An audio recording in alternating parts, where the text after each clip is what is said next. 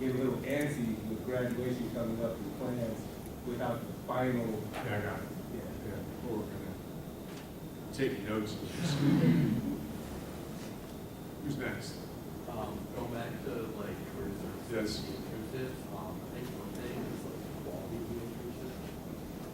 I mean, like an internship is an internship, but you know, there's some that are much more. Yeah, I'm interested in paid internships, and that's what we call co-ops, because I think all of these companies I've talked to, most of them, they can pay you, and they should pay you. I think some professions require you to do it unpaid as part of when you're earning credits, but would you be interested in paid internships?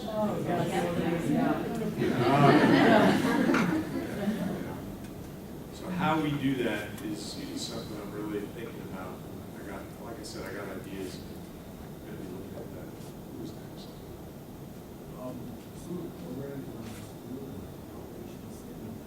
Yes.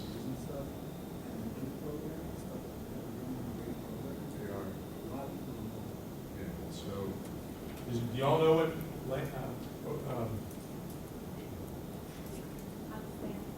I can never figure out the acronyms. OpStem and LAMP? LSAM, that's the one I always forget. So these are really, really great, I call them pathway programs, that's really what they are. Where they focus in on one particular area where students may want to get a bump, whether it's math or science. So, do y'all know it? Have you heard of these? Yeah, getting the word out is a big thing, communication. Do you all get inundated with emails? Do you read emails anymore? No? Or do you prefer texts? They're supposed to. Well, so speaking as I'm the marketing director for this organization, I would say speaking on behalf of the students, I think social media is definitely the most convenient form of accessibility. I think your Twitter, the Is majority of everybody the following? Who follows me? Come on, guys, you got to sign up. This is for you. You don't have it. I figured it out. I tweet. That's how I talk to my 14-year-old. So, but yeah, so I would just say the different social media outlets, I think, that offer the instant gratification of just a quick message that is easily accessible, where if someone's kind of scrolling through their feed and they see it, they might be more apt to pursue good that. idea. This is kind of bouncing off what you were saying. So as a center director for so I'm part of the e-learning committee. And yesterday we had a meeting and we were talking about how the chair committee is going to email you about the podcast. So they were saying how just to kind of get a feel of what the students want, it would be cool if you did a podcast. Me? Yeah, you. Oh, me? I didn't know who the you was. You're talking about. No, it's me. No, you. I've done a podcast. I'd love to do Yeah, a podcast. so- I did one on student Expect an housing. email. Yeah. Read it, You sent me an email? No, I didn't personally, but the e-learning committee did. I don't know if I saw it. I See, know. with me, I don't know if they emailed you yet, but. you guys, it's best if it comes from one of you, because that way I know it goes, and one of the challenges I must admit in this position is I represent a lot of people, and I want to talk to everybody. I've responded to every one thing suggestion personally. That I've done, but the emails are tough to keep up with. So make sure that you get it to one of you guys, and I'll do a podcast. Do you listen to podcasts? They're probably bad. For the back. You do that, you do. You figure out. No Twitter, just podcast. Yeah. Hi. Hi. So, what I would say is mostly with science, probably. So I noticed that the funds distributed between the departments are not even. I've been researching the chemistry department, and everybody that I've talked to, we compare. Well, we don't compare ourselves, but when we look at the amount of supplies that the biology department has, and compared to the chemistry department and the funds they get for research in comparison to the chemistry department, the chemistry department does not get much. So when are you going to switch to biology? No, I'm just joking. That's a joke. No, I like chemistry. Yeah. Also with the chemistry department, the equipment in the labs, it's not the best equipment. The biology department has wonderful equipment. Yeah, so have you noticed we have some new instructional labs? Have you seen those? And we have a few more to go. And chemistry and some of those professors in the science building, we need to work on that for sure. And then one other thing, just regarding the curriculum and everything with the chemistry department, I don't know how much you can do about that, but I took AP chemistry in high school, so I know exactly like what the students should be learning. I also took it here, and I also SI for it. So I've experienced like many of the different professors here, and the professors, in terms of what they teach, they either do not teach enough, they teach too fast, or they skip material. And as a pre-med, like personally, and for other students who are pre-professional students, they need to retain that information. They need to know that information when they're studying for their professional exams. Absolutely. So my suggestion on that one, have you told your department? No? So let me make a suggestion. I'm happy to follow up on that and say that you'd like to talk to, but the best way I can be a connector to you, they need to hear that feedback from you. If they hear it from me, it'll be like the fire drill. I want to know, and I don't know enough to tell them what the specifics are, but you do. So what I'd be willing to do is put you in touch with someone. Is that okay? Anybody else? Yes, sir. I don't know, on similar lines with the like funding thing, it seems like, so I work for a math learning center and I do tutoring there. And it can be frustrating sometimes because we're stretched very thin on funding just because and I mean, we have to run on the bare minimum. We have a bunch of computers in there, but like, when the last time they were replaced, I mean, So the printer Yeah. breaks down on the printer is perpetually broken and we requested a new one like 5 years ago. And So I'm going to give you a probably less satisfying answer than you want, yeah, since it's the last day of my first 6 months. But I will tell you the solution to resources is we have to make the pie bigger. It's not going to come from, it shouldn't come from higher tuition, and it shouldn't come from the state. It's not going to come from the state, unfortunately, although I'll keep lobbying for more money. We need to make the pie bigger. We need to bring more resources and revenues into the institution, so I'm working on that. In some cases, it's more Cleveland State students, which I'm very excited to have. And I think we do have some capacity for students to add to the learning environment, and I've got some ideas on that. Do you know a little bit something about business? So over the long term, we'll try to get more resources. That's how we can divide it out. We're a nonprofit, so anything that comes in gets put out. And how the money gets divided up sometimes is not always even, but we should really make sure that folks have the resources they need to do a good job. And computers is a tough one because we have thousands and thousands across campus. There is a capital replacement plan for them. But unfortunately, we just can't replace them every 2 years, which in technology, probably should be 3 years for sure. Yes. Who hasn't asked the question? Yes. Okay. So I know that the disability services office has been struggling, especially they had their director quit, I think it was a few months ago, and Yeah. now their interim director, she never came back from vacation, and then she also quit, so now they're without anyone, and there's only one full-time Yeah. staff member, so. Let me look into that. Did you raise that? You guys want to raise that as a group, right? I'll take care of that. I'll look into it. Make sure we have some, it's a very important office. And we need to make sure that they're staffed. So I'll follow up. Yes?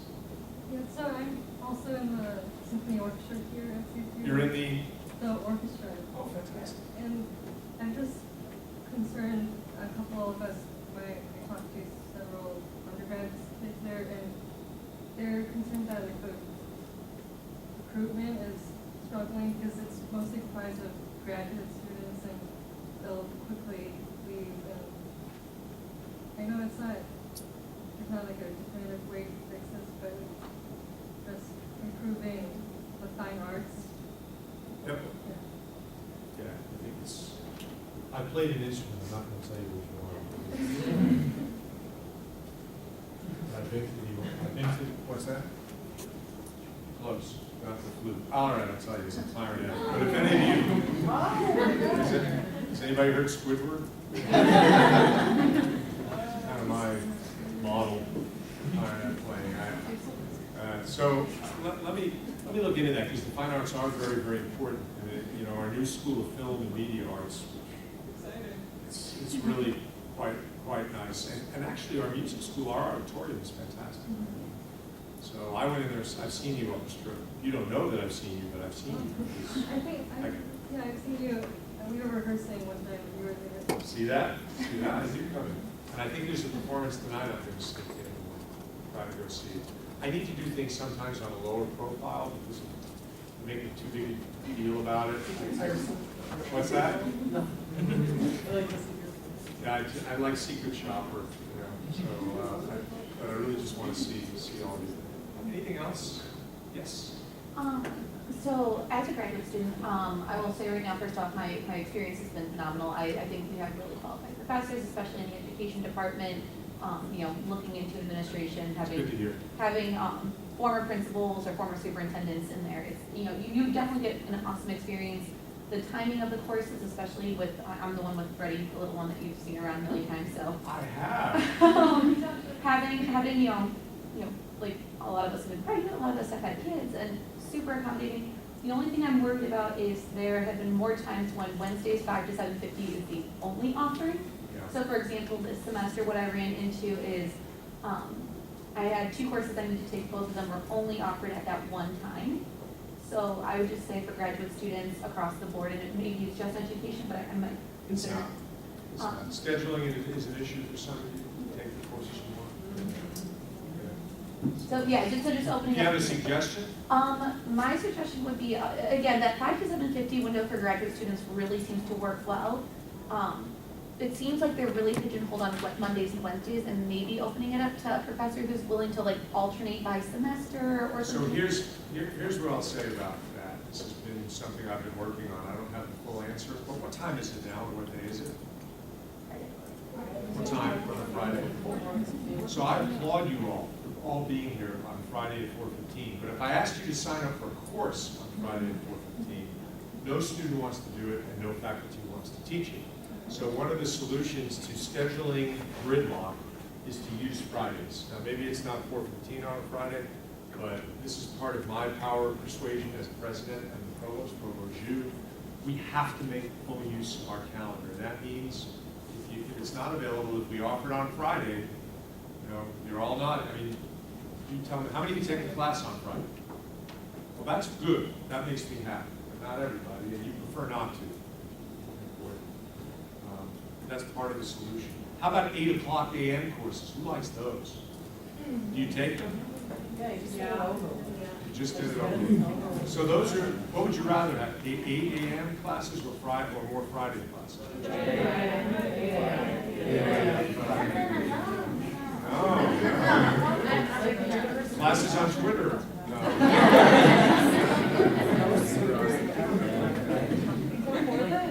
Program, Yes. we don't get a say in our classes. You don't. We don't get a say. Like, I've had 8 a.m. classes since I started the program. Well, nursing is, as we like to say, nursing is always different. But I know. so you get used to it, right? Yeah, but I think that if they're choosing when our classes are, I think they need to take more input from students. So, I mean, my project this semester was getting input from students on different assignments and rubrics and stuff like that, because I feel like nursing students are not listened to much on campus. So I feel like if they want to choose our schedule and when we have clinicals at 6:30 a.m. in the morning, like they definitely need to kind of listen to what the students want and not just say, you know, you have class at 8 a.m., you can't do anything about it. That's fair. Yeah, I mean, which I get, like school comes number one, so I work 2 jobs, so I'm shaping my 2 jobs and scheduling my, you know, work around clinical, school and stuff. I just think that they need to listen to the students a little bit more and not just like email us at the beginning of the semester and say, this is your schedule, hope you like it, you know, good luck with school, good luck with your kids, you know, stuff like that. How many of you are working right now outside of almost all of you? How many of you are working 2 jobs? And for the ones that are working, are you taking a full load? Everybody in here pretty much taking a full load? It's tough. It's tough. So give me an idea what a student input would be on a schedule, for example. maybe if they offer maybe more time for classes, maybe in the evening. Maybe evening, maybe in the morning, early morning, or just like on different days where we could like choose. But, and even like for clinicals, like some people prefer evening clinicals, other people prefer morning. The We challenge, give it a choice. yeah, well, the challenge is, it's hard to win on this one, because if you offer them at 2 different times, somebody will say this is the 3rd time that's better, so you're not gonna please everybody, but choice is Right. important. I know, but I know at other schools, for like Tri-C, for example, the students get to pick, like they give them a list of clinicals and they get to pick, well, I wanna Oh, go that's to the interesting. Cleveland Clinic in the evening, Okay. or I wanna go to this site in the morning. Did you raise this with your school? I discussed it with them. Okay, good, I'll bring it up. Sir, like, as you know, Penn State includes a lot of diversity, and Yes. besides culture, it does also in age. So, a lot of students here and their parents with newborn babies, like I have a son, our marketing director, like our son is even younger. I was wondering if there is a way for us to get like some type of childcare system around here, because there is a lot of parents, parent students here, and they get help. If it's Yeah. not achievable, You want the same subject? before I answer? Well, on a similar note, and again, I don't know fully the details of how it was done at BGSU, but I do know that they do have childcare available on campus, and a lot of the education majors are responsible for being those teachers or Yeah, caregivers. it certainly can be an incubator and a clinical placement for those. So let me tell you my experience. I've been at universities that have had them. I've been at universities that have shut them. It's very, very challenging and resource intensive. They almost, in almost all cases, need to be subsidized. So it's another resource priority. I mean, I certainly think we could look into it. It's kind of like what I said to students who wanted the library open later, which I thought was a great idea. And I think one of the students started a petition on, what's the site for petitions? What's it called? Change.org? Change.org. Is it Change.org? Yeah, I call it Change.org. She got 150 signatures, and I responded, okay, get me 200 signatures from students that say if we open the library late, you'll spend 3 hours there. I didn't think that was unfair, because what we do is we opened it late and nobody showed up. So, this is a little bit of a give and take. So the reason I'm mentioning this there is, how many do we have? Is there a demand? It's hard for us to measure it, but it would have to be something substantial. Then we'd have to figure out all the logistics. Don't think about it. I know it's important. I believe we have, because they asked me for a 1-1 office, and I believe we have had that in the past. I think we have. And like they shut it down. Shut down. It didn't have the demand, but we can, would you bring your kid there? Yeah.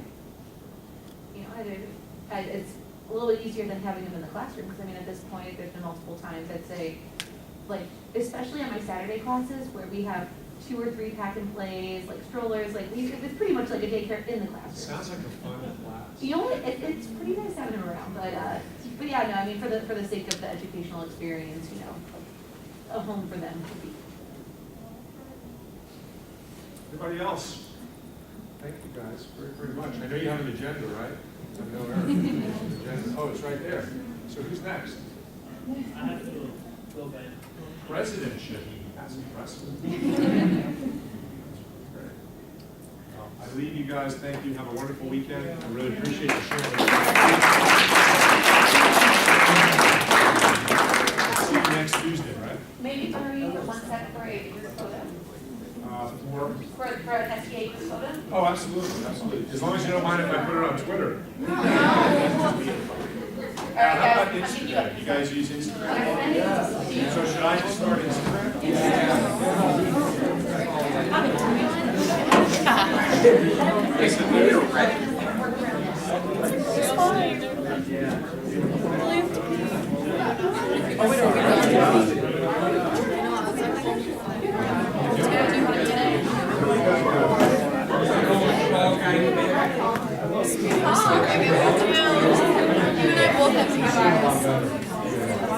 You got it in. I saw that. I saw that. I know. We've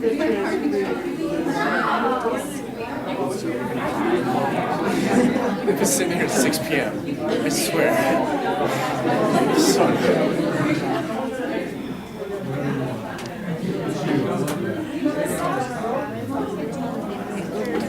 So yes, I should go this.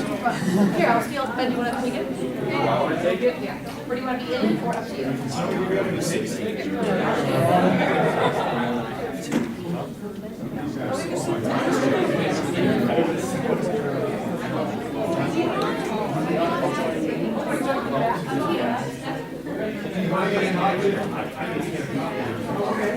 Alright, so here's what we need first, all directions will jump on it. So, what I need first now, if you are on the ends, I'm gonna have you guys slide around and fill it across the front.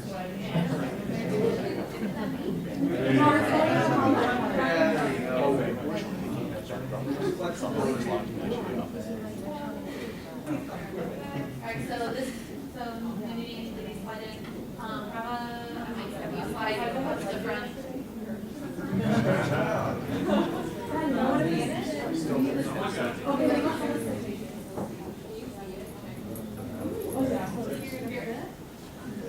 Yeah, you wanna take this? If I can get out, Alright, so front row, let's tighten up right here, Rob is still out, our windows are still out. Come on, baby, you're No, come back here.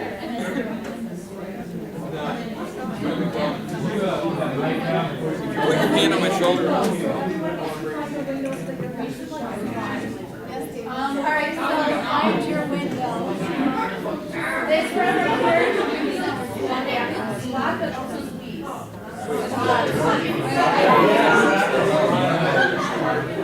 It is amazing. All right, 1, 2, 3. I'm thinking about it. All right, do we want to do one silly one? No. 1, 2, 3, do something weird. Woo! All right.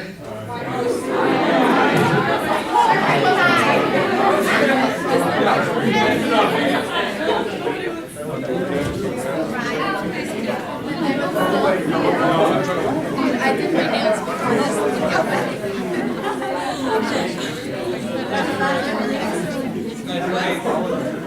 Good to see you. See her one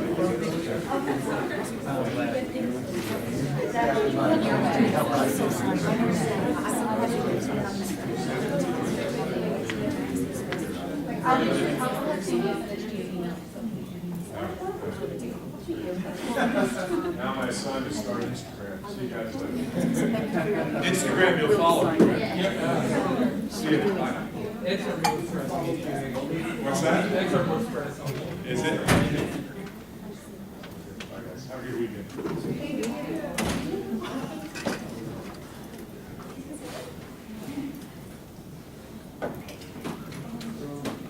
Back to numbers.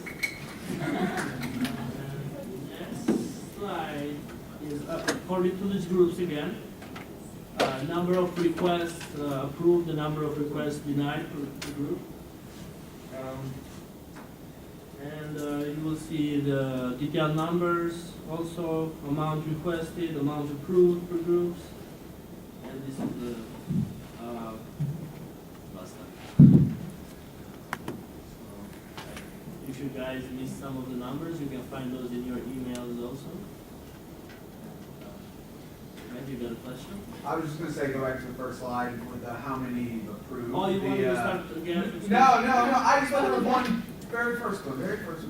One good number there of 144 requests have been granted to 80 unique student organizations. That's just, I know you've been really proud of the diversity of that. Yeah, I was going to the department to make, when it comes to graph, as you can see, there is like a large inclusion and diversity in budget requests and budget approved.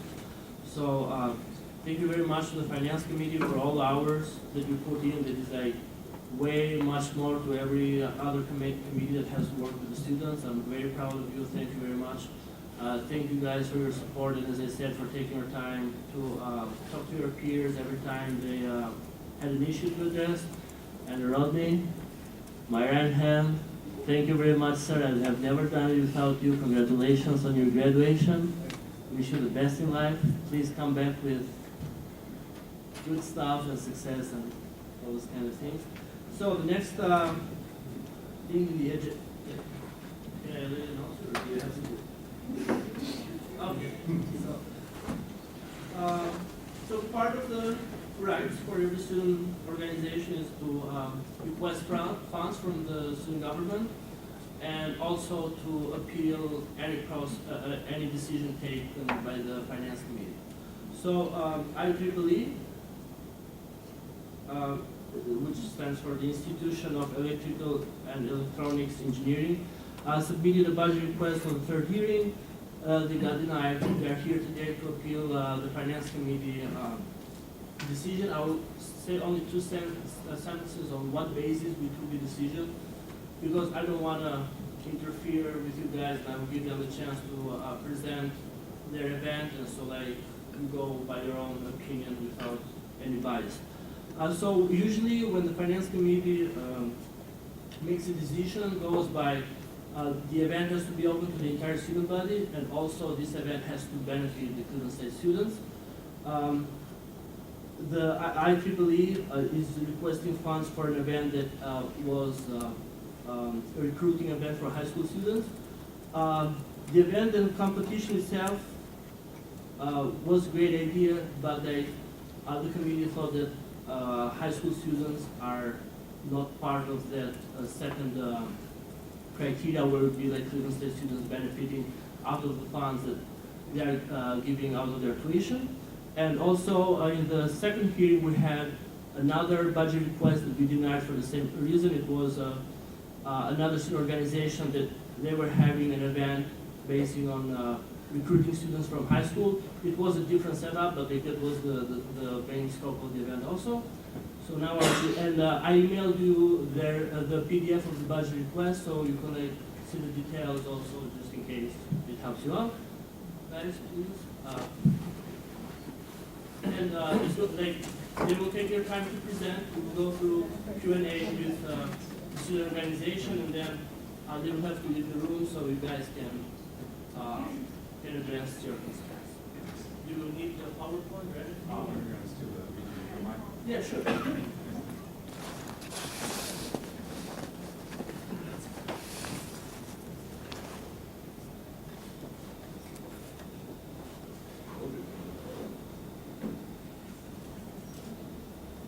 you know if there's HDMI up there at all, or? Ben? Got it.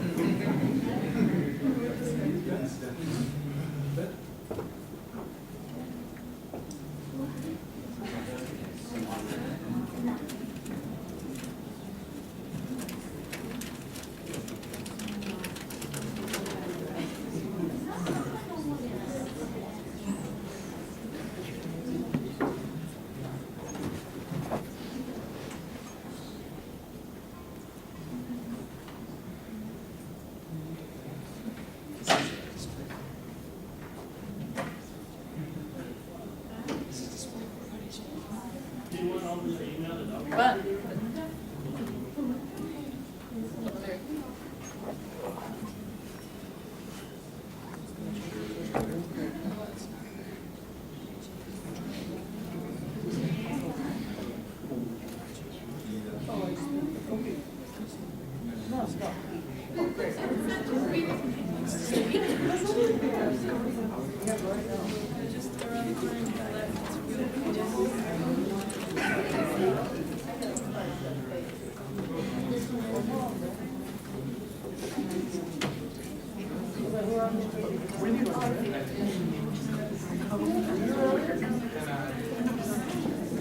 No, I don't do it.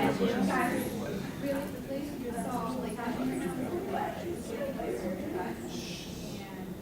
why they want to appeal to you guys. And then after that, you're gonna have 10 minutes to ask any questions.